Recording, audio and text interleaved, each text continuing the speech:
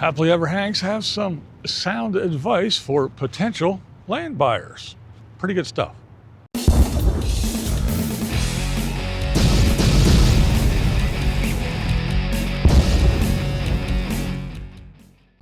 So as I stand here in haze-filled, smoke-covered south central Pennsylvania, with the smell of burning something in the air. Yes, it's just the smoky stuff. Blame Canada. But anyway, yeah, I was reminded of the Hanks video that I watched, and they had some pretty good information, some good tips on the potential land buyers. Since a lot of the nomads are snapping up land now, I thought I'd go over some of the things that they had to say and yeah, give you a couple of my own tips as well. So yeah, I've been a little critical since people have been pointing out of the Hanks, so I thought that I would give them equal praise as well. When it's due, I guess I should give them the praise. So again, they had some good information, some tips, and one was, you know, if you're going to go buy, even this is good if you're going to go buy a house, but go and introduce yourself to the neighbors and check them out, because you never know. One, you might not like the neighbors, and if you're going to buy land there and you don't want any conflict with them. But not only that, just to get to know your neighbors, they have information. If they've been there a long time, they know, for instance, when it rains, does the ground drain? Does the water lay? If you're in a snow place where it snows, does the township or the municipality, do they clear the roads? Do they do a good job? Do they not? Do they do your road or your lane? And all good stuff like that that you know may not think about.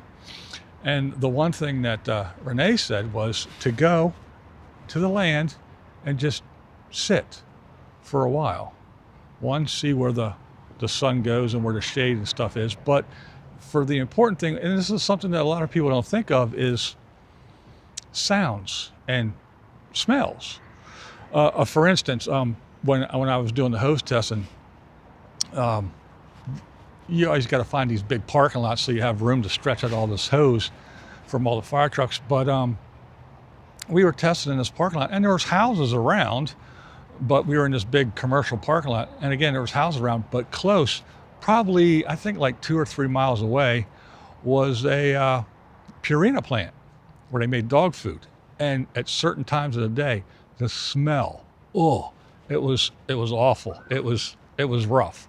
So to live around that, I would assume maybe you get used to it. It's like me, we have railroad tracks out back, so there's always banging and crashing and woo, woo, woo, woo, or the trains sitting there and all that other good stuff.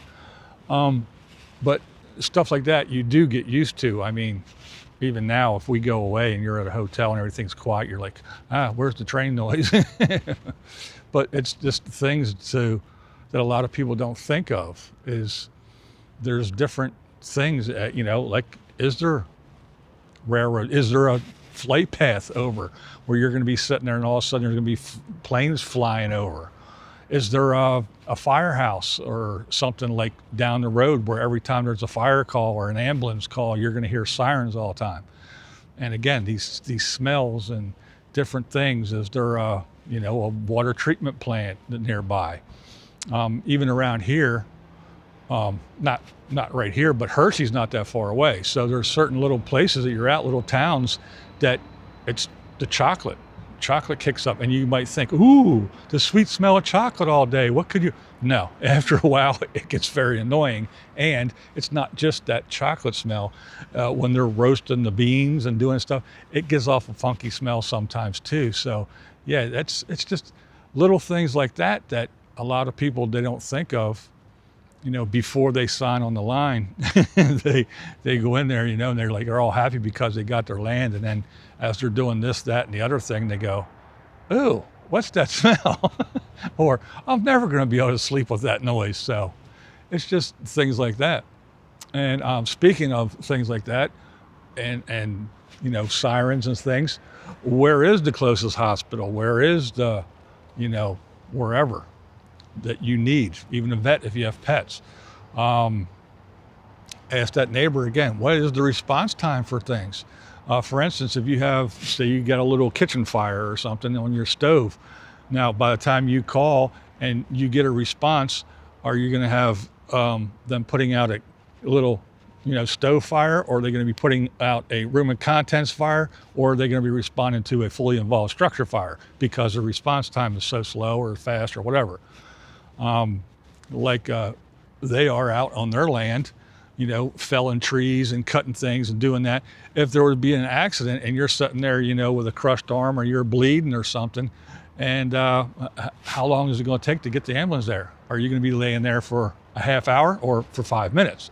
So it's little things like that you should look into, again, that some people don't think of. They look at certain things like, where's the trees, where's that? And they find out like, what are the restrictions? What can I build? What can I not build? And all the other good things. Another thing that they brought up was access. So yeah, you and your car, or maybe even you and your RV may be able to get there. But when the guys are coming to deliver a shed, the guys that are coming to deliver, to dig your well or whatever, if you get something huge delivered that needs equipment brought in, like the Hanks, they had these dumpsters, not just your driveway and your property, but is it back some little country road that's all windy and twisty and a big rig can't maneuver. So it's just things like that a lot of people, again, they don't think about. They just think about hey, I want land and this land looks pretty cool. So yeah, this is usually a better backdrop of the city and across the river, but with the haze, there's not a whole lot to see anyway. But again, there's lots of things to take into consideration, and a lot of people, they are anxious. They want land, they want this, they want that. It's a new car. You're like, ooh, I want this new car, and sometimes you get excited and you don't think about the little things. So so all the people that were mad because I was a little critical of the Hanks, I'm giving them props. They had very, very good sound advice. So go over and check them out. If you are a potential land buyer and you're looking into it, go check them out. They really do have some good sound advice. And then, yes, of course, there is that one, that I did touch on a little bit, but find out exactly what you're allowed to do and what you're not allowed to do. Because a lot of people assume that, hey, I just bought this land, it's mine, I can do whatever I want. Like the Hanks mentioned, they have an RV. They just assumed that they could buy this land, go ahead and move in and live in their RV on the land while they cleared it and got things set up and built. Well, they found out that no, in certain spots in their area where they're at, you cannot do that. It is not permitted. You're not allowed to live because they don't want, they don't want to turn things into a California where there's just RVs along the side of the road and everywhere, and they don't want every little vacant lot that somebody snaps up turn into a meth lab, crack den, whatever. But anyway, they have their reasons. But again, can you have a shed? Do you need a shed? Do you need a permit to put in a shed? You can put in a little shed, but you don't need a permit unless it's over some certain size. Are you allowed to have a tiny home? See, that's a lot of things that people, they just assume, like, oh, well, I'll just buy this land and we'll just live in our RV until we build whatever, or we'll just put on a little pad and, we'll just live in our RV on our land, it's ours, and you can't. Or, well, we'll just put in a tiny home. Well, some places you can't. You have to have a residence that meets a certain size requirement. Now, I'm not saying it's everywhere, but it's something that you need to look into, all the little things, whatever you have in your mind, whatever your goal is for your land, check with the authorities and make sure that you can accomplish any or all of the goals that you want.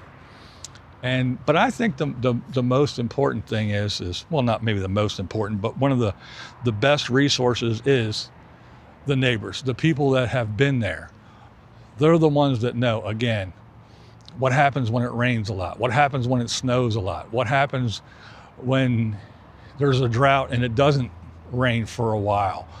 How is the response time for whatever? The utilities, if something happens and there's a power outage, or again, snow removal if you live in an area like that. Or again, they know all the little nuances. They've been there. They know that, this happens. If it rains a lot over there, it's this, that, and the other thing.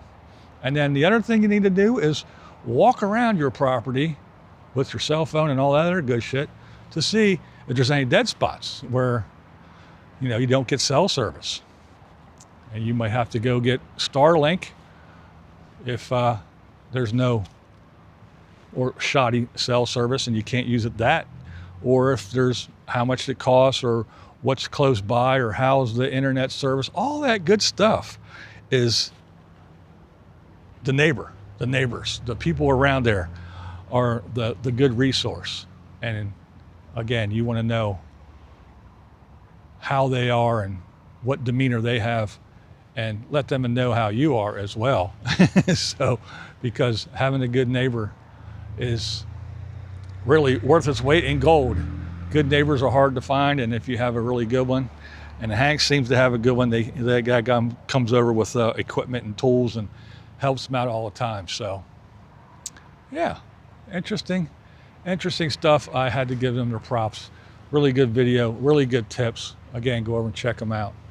And yeah, while I'm here at the smoky, foggy, overcast, stinky, thanks Canada, South Central PA, right here along the banks of the Susquehanna, where you can usually see across the river there. And we got something going on up there on the bridge. There's an incident, it looks like. It just so happens. What's going on up there? I don't know if you can see it or not. There's some flashing lights and some people gathering around. So maybe it was an accident or somebody succumbed to the heat. We do have homeless around here, so it could be anything around here. You just never know. But I guess I'll quit rambling, and I will go ahead and just say that if you are in the market for land, don't be too hasty. Do your due diligence and go check out the Hanks and see what they have to say about things you should do before you sign on the dotted line. So for now, you know how we do here. You don't have to agree with a damn thing I say. That's never the point here. What is the point? Yep. I'm BlindViews. And that's the way I see it. What we do here is go back.